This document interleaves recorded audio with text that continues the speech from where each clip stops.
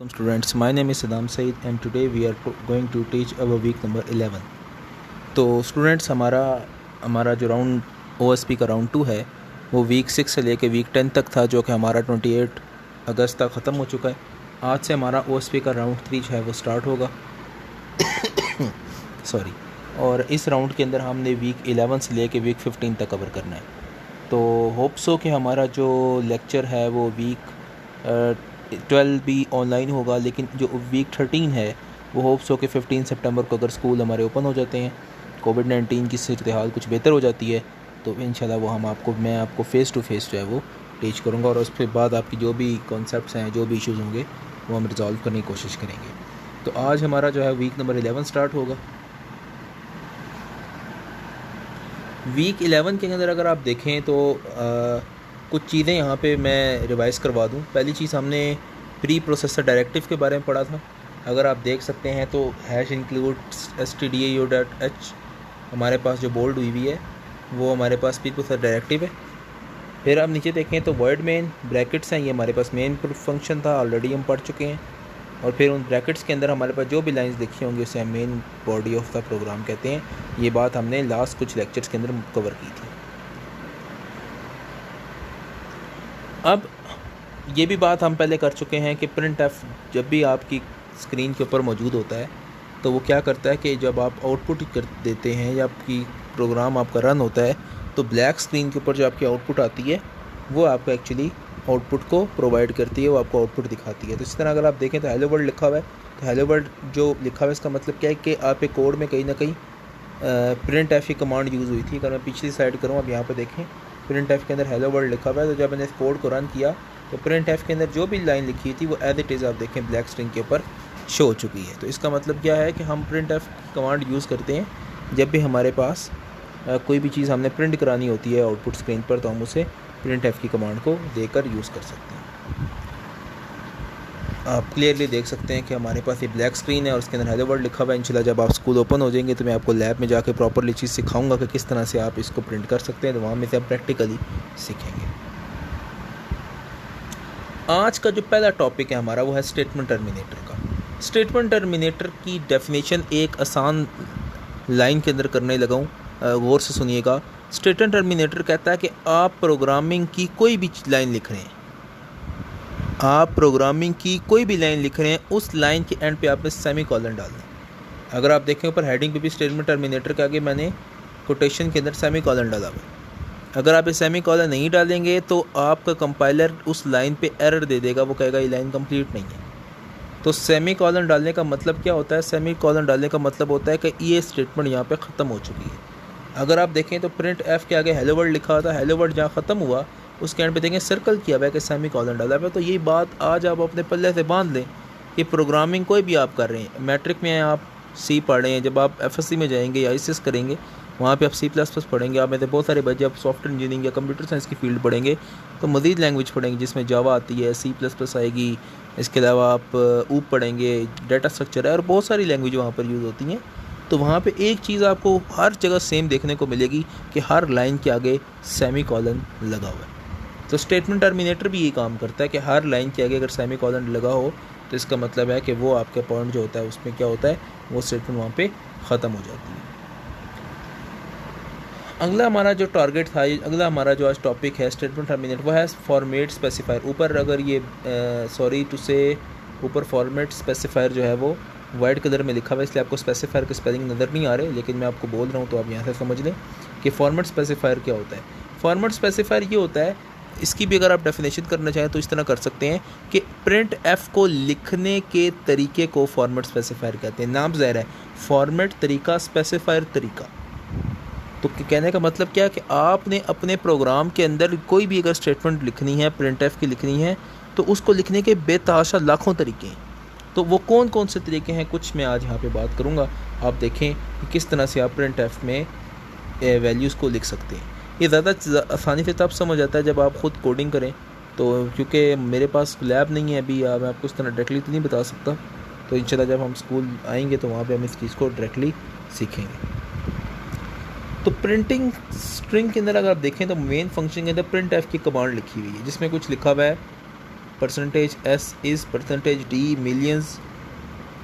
Million miles from sun, उसके बाद comma लगा हुआ है, फिर वेनिस लिखा हुआ है, फिर 67 लिखा हुआ है। सबसे पहले आप देखें तो परसेंटेज एस का मतलब क्या होता है, मैं इंशाल्लाह इसी लेक्चर में आगे आपको बताऊंगा। इसमें आप देखें तो परसेंटेज एस के एंड पे लिखा हुआ है परसेंटेज एस, इसका मतलब होता है स्ट्रिंग, कि अगर आपके इस कोड में कोई भी स्ट्रिंग मौजूद है तो आप उसको प्रिंट कर दें। फिर is as it is print होगा। फिर परसेंटेज डी का मतलब होता है कि जहाँ पे परसेंटेज डी आ जाएगी वहाँ पे कोई ना कोई इंटीजर होगा। और million mile from sun as it is print होगा। देखें जब मैंने इस कोड को रन के नीचे ओपी का मतलब है आउटपुट, जब मैं स्क्रीन को रन करूँगा तो मेरे पास आउटपुट क्या आएगी। सबसे पहले देखें जैसे ही मेरा कंपाइलर परसेंटेज एस को रीड करेगा वो समझ जाएगा कि इस स्ट्रिंग में कहीं ना कहीं कोई ना कोई स्ट्रिंग मौजूद है। तो आप मुझे बताएं कि स्ट्रिंग कहाँ पे मौजूद है। इस लाइन के एंड पे देखें कॉमा के बाद वीनस लिखा हुआ है, ये स्ट्रिंग है। अब मुझे कैसे पता चला ये स्ट्रिंग है, तो ये इस तरह पता चला कि अगर आपके पास कॉमा के बाद कोई भी अगर वैल्यूज़ अल्फ़ाबेटिकली लिखी जाती है तो उसे हम स्ट्रिंग कंसिडर करते हैं। तो विनिस, तो आप देखें आउटपुट में सबसे पहले विनिस ही आ गया। कैसे आ गया कि परसेंटेज एस से उसने विनिस को इंक्लूड कर लिया। अब आगे लिखा हुआ है इज़ एज इट इज़ आ गया। फिर परसेंटेज डी, तो परसेंटेज डी यानी कि इंटीजर, आप देखें इंटीजर कौन सा है 67 है, तो 67 आ गया। और फिर आप देखें millions miles from sun as it is print हो गया। तो ये एक लिखने का तरीका है, फॉर्मेट स्पेसिफायर है कि आप इसे, इसके और भी तरीके हो सकते थे। मैं डायरेक्टली अगर वीनस से 67 मिलियन माइल्स फ्रॉम सन लिखता तो एज इट इज़ भी प्रिंट हो जाता, लेकिन बात यह कि आपको सिखाना है कितने तरीके होते हैं और वो कैसे काम करते हैं। इसी तरह आप देखें एक और तरीका आपके सामने है, मैंने यहाँ पे प्रिंट करना था तो लेटर जे इज़ प्रोनाउंस्ड जे। तो आप देखें यहाँ पे मैंने यहाँ पे क्या लिखा है, प्रिंट एफ में लिखा हुआ है द लेटर परसेंटेज सी। तो परसेंटेज सी किससे शो करेगा, करैक्टर को शो करेगा। तो कम ऑन दोबारा से रिपीट कर लेते हैं। परसेंटेज एस किससे रिपीट करेगा, स्ट्रिंग को। परसेंटेज डी करेगा इंटीजर को, और परसेंटेज सी करेगा करैक्टर को। तो करैक्टर और स्ट्रिंग में क्या फ़र्क होता है, जस्ट एक फ़र्क होता है कि स्ट्रिंग हमारे पास जस्ट कम्बिनेशन ऑफ अल्फ़ाबेट होते हैं और करैक्टर हमारे पास जस्ट एक अल्फ़ाबेट होता है। एग्जांपल दे रहा हूँ अली, तो अली की एग्जांपल क्या होगी कि आप देखें तो अली के अंदर कितने अल्फ़ाबेट हैं, 3 ALI। तो इसको मिला दें, कम्बिनेशन कर दें, तो मेरे पास क्या बन गया, स्ट्रिंग बन गया। लेकिन अगर मैं कहूँ सिर्फ करैक्टर चाहिए तो आप क्या कहेंगे कि सर करैक्टर या तो A हो सकता है या L हो सकता है या I हो सकता है। तो वो सिंपल एक होगा और स्ट्रिंग मेरे पास कम्बिनेशन होगा। तो यहाँ पे वो सिंपल एक करैक्टर की बात कर रहा है, जस्ट जो क्या है वो जे है। तो आप देखें the letter as it is print हुआ, आउटपुट को देखिएगा। साथ परसेंटेज सी, तो परसेंटेज सी में उसने किससे पिक किया, जे को, जे आ गया। फिर उसने आगे नेक्स्ट लाइन के अंदर प्रोनाउंस, क्योंकि प्रोनाउंस है तो प्रोनाउंस एज इट इज़ आ गया। फिर परसेंटेज एस, तो वो क्या है जे, तो जे है जो है वो प्रिंट हो गया। तो इस तरह से ये भी एक लिखने का तरीका था। और अगर आप देखें तो प्रिंट एफ के एंड पे आपको स्टेटमेंट टर्मिनेटर नज़र आ रहे होंगे। सॉरी स्टूडेंट्स, मेरी कुछ तबीयत ठीक नहीं है इस वजह से। तो ये कुछ फॉर्मेट स्पेसिफायर आपके सामने है। परसेंटेज सी मैं बता चुका हूँ, अभी हमने देख भी लिया कि करैक्टर के लिए यूज़ होता है।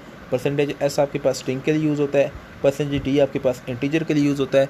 परसेंटेज एफ आपके पास फ्लोट के लिए यूज़ होता है। परसेंटेज ई आपके पास एक्सपोनेंशियल के लिए यूज़ होता है। परसेंटेज यू आपके पास अनसाइंड हेक्साडेसिमल के लिए यूज़ होता है। परसेंटेज एक्स आपके पास यूज़ होता है अनसाइंड डेसिमल के लिए। और परसेंटेज ओ आपके पास होता है ऑक्टल इंटीजर के लिए। तो ये percentage O, percentage X, percentage U, percentage E, आखिरी के 4 आपके कोर्स में शामिल नहीं है, ये जस्ट मैंने आपकी नॉलेज के लिए बताया है। लेकिन पहले 4 परसेंटेज सी, परसेंटेज एस, परसेंटेज डी और परसेंटेज एफ, ये चारों आपके पास इंक्लूड होंगे। दोबारा रिपीट कर देता हूँ, percentage C character, percentage S string, percentage D integer, percentage F float. तो सी के लिए क्या होगा, simple alphabet just like A. String के लिए क्या होगा, अली, अहमद, सदाम, APS, कोई भी आप वर्ड यूज़ कर सकते हैं। एफ फ्लोट के लिए क्या यूज़ होगा, आपके पास 3.14, 3.46, 4.25, तो पॉइंट के बाद 2 डिजिट। और सिंपल इंटीजर आप जानते हैं 1 2 3 अप टू 1 जो भी आप लगा सकते हैं। एस्केप सीक्वेंस आपके सामने मौजूद है। अगला हमारा टॉपिक भी ये है कि एस्केप सीक्वेंस क्या है। तो आप परसेंटेज ए, परसेंटेज बी, आगे इनका मतलब ही लिखा हुआ है। अगर मैं परसेंटेज ए यूज़ करता हूँ तो एक बी पाएगी, परसेंटेज बी में बैक स्पेस आएगी। एफ़ में आपके पास एक क्लियर स्क्रीन किया यूज़ होता है। एन में न्यू लाइन, आर में रिटर्न, टी से टैब, वी से वर्टिकल टैब, डबल स्लैश से बैक स्लैश, स्लैश और परसेंटेज से question mark, slash single quotation single quote, double quotation से डबल कोटेशन, XNN से हेक्साडेसिमल कैरेक्टर कोड और /ONN से ऑक्टल कैरेक्टर कोड NN। तो ये आपके लास्ट के 2 और इसमें डबल स्लैश, ये आपके कोर्स में शामिल नहीं है। इसके अलावा बाकी आपको बोर्ड के पेपर में कोई भी आ सकती हैं, तो इसको भी आपने इंटरनेट से और इसकी थोड़ी सी आपने प्रैक्टिस भी करनी है किसी भी कंपाइलर पे, और आपको आजकल ऑनलाइन कंपाइलर भी मिल जाएंगे, आपको कोई इंस्टॉलेशन करने की ज़रूरत नहीं है। ये कुछ सवाल हैं, आपने इसको कोशिश करें कि इनके सवाल करें। एक तरह से आपकी असाइनमेंट है कि आपने कुछ प्रोग्राम है, उस प्रोग्राम को प्रॉपरली आपने वर्किंग करनी है इसके ऊपर कि अगर आप ये कोडिंग करें तो ये प्रोग्राम आप कैसे बना सकते हैं। तो इसमें किसी का मसला हो तो मुझसे सेपरेटली पूछ भी सकते हैं। तो सवाल थोड़े से ज़्यादा हैं, लेकिन कोशिश कीजिएगा कि आप इसे मुकम्मल करें ताकि आपकी लर्निंग ज़्यादा हो। पॉइंट ऑनलाइन सिस्टम में लर्निंग फोकस पे होता है, सिलेबस कवर हो जाएगा, लर्निंग फोकस पे रखें कि आपकी लर्निंग होनी चाहिए, जो टॉपिक आपको पढ़ाया जा रहा है वो आपको समझ आए। अगर 100% नहीं तो 80+% आपको समझ आना चाहिए। अगला हमारा टॉपिक जो है वो एस्केप सीक्वेंस का। एस्केप सीक्वेंस हमारे पास क्या चीज़ होती है? एस्केप सीक्वेंस हमारे पास ये होती है कि आपने अपने प्रिंट एफ के अंदर कितनी एस्केप सीक्वेंस या किस तरह से प्रिंट एफ के अंदर लिखने के अलावा बाकी चीज़ों को इस्तेमाल कर सकें। जो भी मैं टेबल आपको पढ़ा कर आया हूँ, /A से बीप होगी, /O से समथिंग एल्स होगा, /N से न्यू लाइन होगी, /T से टैब कप स्पेस होगी। तो ये चीज़ें, इसे हम क्या कहते हैं? एस्केप सीक्वेंस कहते हैं। तो special backslash character constant in C के अंदर कहता है all through its consists of 2 character, ये 2 कैरेक्टर पे मुश्तमिल है। It represent a single character, ये लिखने में 2 कैरेक्टर होगा पर पढ़ने में या रिप्रेजेंट एक कैरेक्टर को ही करेगा। ईच एस्केप सीक्वेंस, हर एस्केप सीक्वेंस के अंदर यूनिक आस्की वैल्यू, हर के अंदर एक यूनिक आस्की वैल्यू मौजूद होती है। आस्की का पूरा फुल फॉर्म क्या होता है? इंटरनेट पर सर्च करके मुझे बताइएगा। Each and every combination start with backslash, कह रहा है कि आप एस्केप सीक्वेंस को कोई भी पूरे टेबल में यूज़ कर लें, सबसे पहले आपको बैकस्लैश इस्तेमाल करनी पड़ेगी। और they are non printable character, इसका मतलब क्या है? बड़ा इंपॉर्टेंट पॉइंट लिखा हुआ है कि अगर हम इसे प्रिंट एफ में इस्तेमाल करते हैं तो ये काम तो करेगा लेकिन प्रिंट नहीं होगा।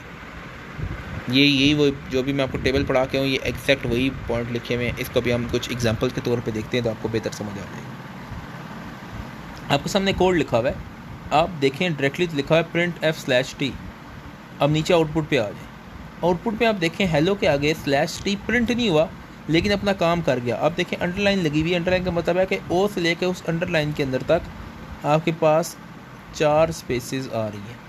तो इससे हमें क्या चीज़ समझ आती है कि अगर आपने अपने प्रोग्राम के अंदर किसी भी वर्डिंग में 4 स्पेस देनी है तो मैं /t को यूज़ कर सकता हूँ। एक और एग्जांपल देखें /n की, /n क्या कहता है? न्यू लाइन करता है। आप देखें हेलो, हेलो के पास में /n कर दिया तो कंपाइलर ने क्या किया कि उसे नेक्स्ट लाइन पे लेकर आ गया। ऊपर पॉइंट पे लिखा भी हुआ है कि नेक्स्ट लाइन के ऊपर लेकर आता है, तो आप आउटपुट में भी देख सकते हैं नेक्स्ट लाइन मेरे पास आ रही है।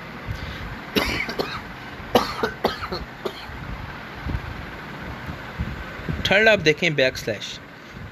बैकस्लैश क्या काम करता है? It is backslash character, it takes control 1 position back. गौर कीजिएगा बात पे, लिखा हुआ है HELLO फिर /B। इसका मतलब है कि बैकस्लैश क्या काम करेगा? अपने से एक कैरेक्टर पहले ख़त्म कर देगा, रिमूव कर देगा। तो आप देखें प्रिंट होना क्या चाहिए था? HELLO, लेकिन अब क्या प्रिंट हो रहा है? HELL। तो O किधर गया? O उस /B ने ख़त्म कर दिया। तो इससे हमें क्या समझ आती है कि जब भी आप /B कैरेक्टर यूज़ करेंगे तो उससे एक कम वाला जो कैरेक्टर है वो क्या हो जाएगा? ख़त्म हो जाएगा। और /R आपके पास क्या कहता है कि आपके पास जो स्टार्ट का लफ्ज़ है, देखें /B अगर मैं दिखाता हूँ तो एंड वाला ख़त्म होगा और /R वाला करें तो लास्ट वाला ख़त्म हो जाएगा। तो इस तरह आप देखें ये A गलती से प्रिंट हो गया, यहाँ पे E है, तो ये ज़रा सा ख्याल कर लीजिएगा। बाकी कॉन्सेप्ट क्या है /R का कि आपके प्रिंट एफ की जो स्टार्टिंग वर्ड होगा उसे क्या कर देगा? वो ख़त्म कर देगा। तो ये हमारे पास सिंपल सा आज का लेक्चर था। उम्मीद है आपको समझ आ गया होगा, और इसमें कोई सवाल हो तो आपके सुबह 8 बजे से लेकर 2 बजे तक पूछ सकते हैं। इसके अलावा आपकी जो असाइनमेंट होती है वो आप मुझे अपने पोर्टल पर भेज दें। आपका स्टूडेंट पोर्टल बन गया होगा, जिन स्टूडेंट्स का नहीं बना वो अपनी क्लास टीचर से कांटेक्ट कर ले और जो इशू है वो उसे रिजॉल्व करा दें। तो thank you students, stay home, stay safe, अल्लाह हाफ़िज़।